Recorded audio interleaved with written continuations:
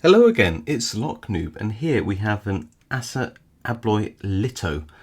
Forgive my fingers, they've got all sorts of lock grease on them today. And I didn't know much about this lock as it happens. I sent one to my friend Daz Evers, who hopefully you should all know has an excellent lockpicking channel, far better picker than I am as well, so please do go check him out, just to see how he got on with one so I could basically copy what he did. And yeah, he came up trumps and we got this picked. But it's kind of cool, isn't it? Look at that key weight, it's like really epic. And you got the key here. It's got some dimples on the side which don't appear to do anything. I imagine that there might be some passive key control pins in the side. Other than that, there is, if you look on the lock body here and of course on the other side, some kind of little embedded check pin. I wouldn't say it's a trap pin per se, although it does act like one. Well, maybe you could call it a trap pin. Hard to really say. But it's the Assa Abloy Litto, and it's only, like I said, a lock I'm not very familiar with. I have taken the circlips off. They're little E-clips actually. There you go. So that if I do pick this, I will try to gut it. I've got some segmented followers here, my least favourite way of gutting a lock ever, but you know, needs must, and we'll have a go at reassembling it, probably on my side channel afterwards, probably. Yeah, okay, let's throw this in the vise and get going.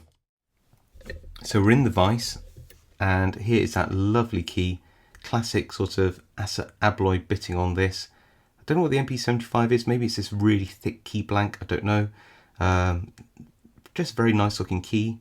Those are possibly the passive pin cuts there for key control.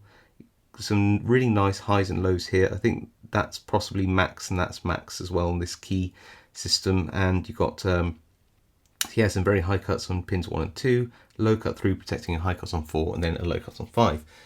Works beautifully, as you can imagine. And just look at the key profiling there. Isn't that amazing? All sharp and angular, like this ridge down the center to match that wonderful keyway. To pick it, I'm going to use this custom pick by Daz Evers, which I thought was fitting, and this little tension tool here made out of some bent wiper blade, which will go bottom of the keyway. Okay, some very gentle work here. Pin 3 there, 2, 1 now, binding, 1, back to the back, pin 5 now is binding, that's 5 set I think,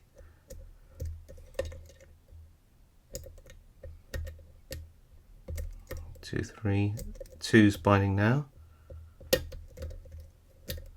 5, 4's binding I think. Not happy with pin 1 at the moment, or 2 for that matter.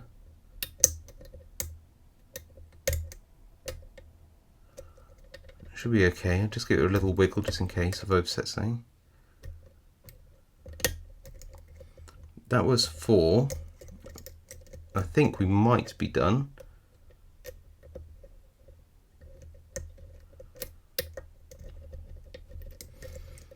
Go 5, no, 4, 3, 2, 1, so 1 now needs to be set, 1 set properly. I don't think 2 is though.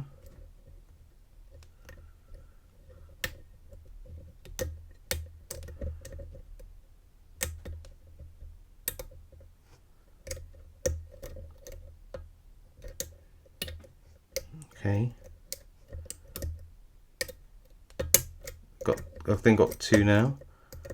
Don't know if I've got 1 now. Probably not. Just go back to the back again. 5, 4, 3, 2, 1. Definitely needs to be set properly. There it goes. 1.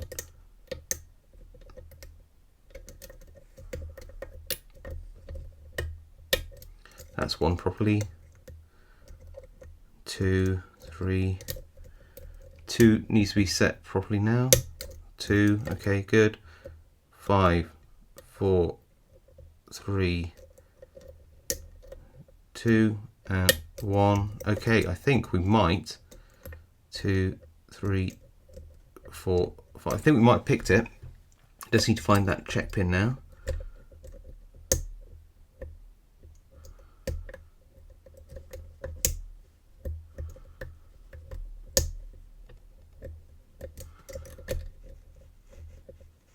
easy said than done. Come on.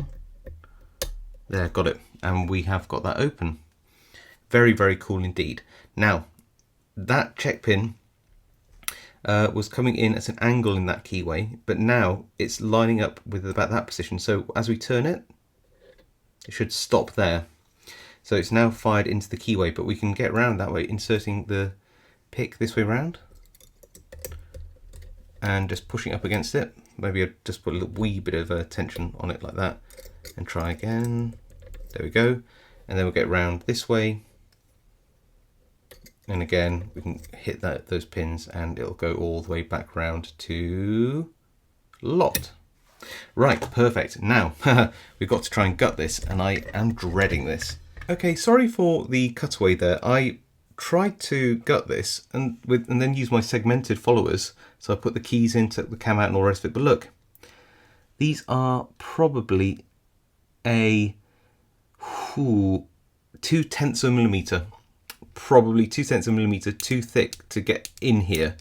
I've never seen that before on any other Euros. I've just got another one here, and you can see this is just an ISO, and you can see that would fit in absolutely no problems at all. This is just too thin. So I'm at a bit of a quandary of what to do.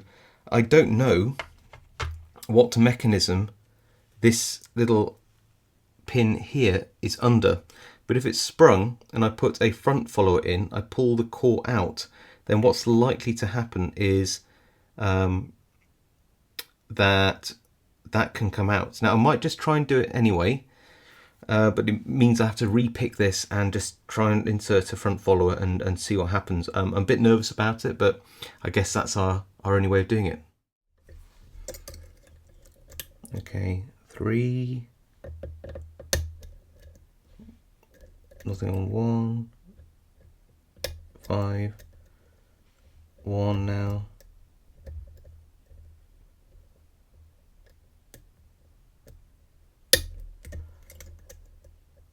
2,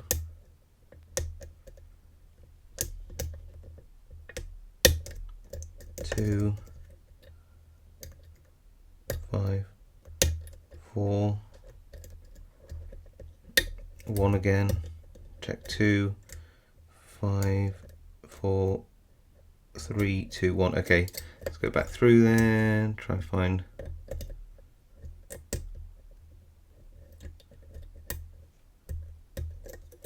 that check pin if I can. There we go. Got the check pin. And where are we now? Okay, so that's there. I need that to be at the bottom. So do that, put that there, turn it around further, just like that. And now we need to get a front follower out, which is underneath where my camera is, like this. And I should have got it out earlier, which is very stupid.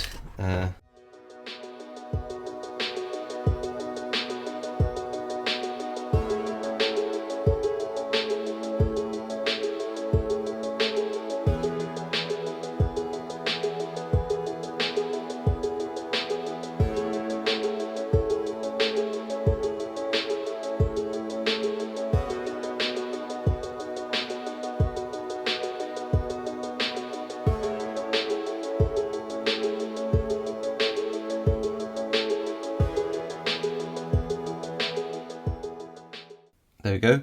So we have anti-drill steel pins in position 1. All the rest appear to be brass. We've got spools in 2s, put that the right way around.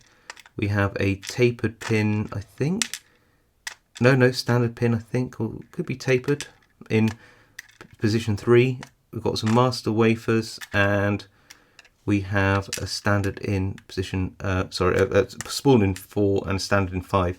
I'm just trying to see how this little trap pin assembly works. I don't know what that is. Is that a passive key control pin? Let's put this key in, see how that works. So yes, there is a passive key control pin there as well.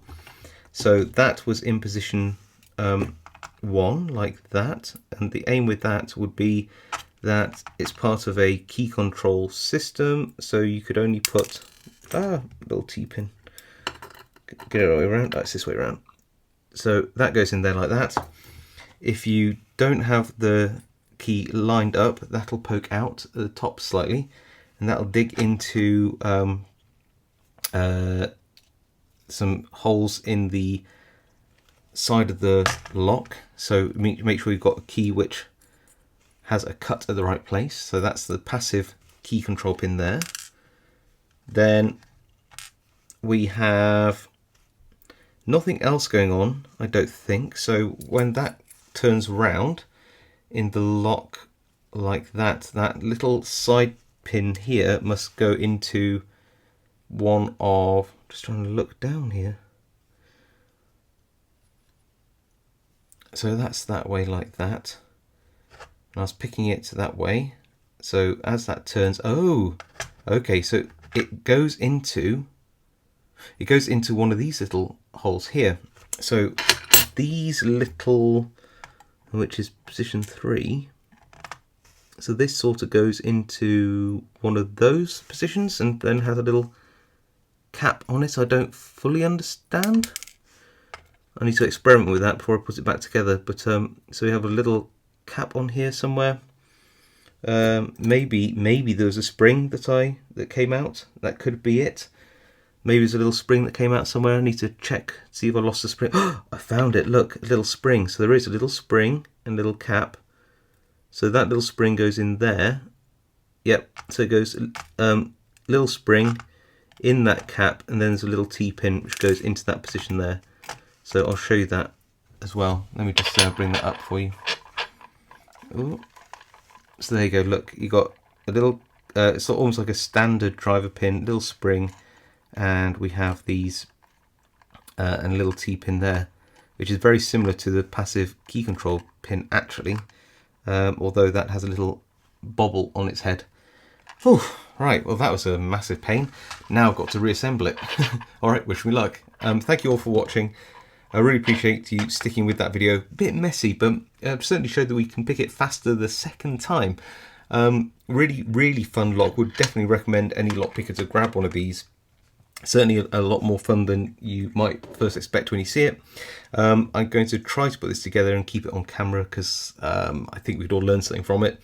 And yeah, I will, of course, see you all next time. If you haven't subscribed, please consider subscribing. If you've got a comment, leave one below, and I'll see you all next time.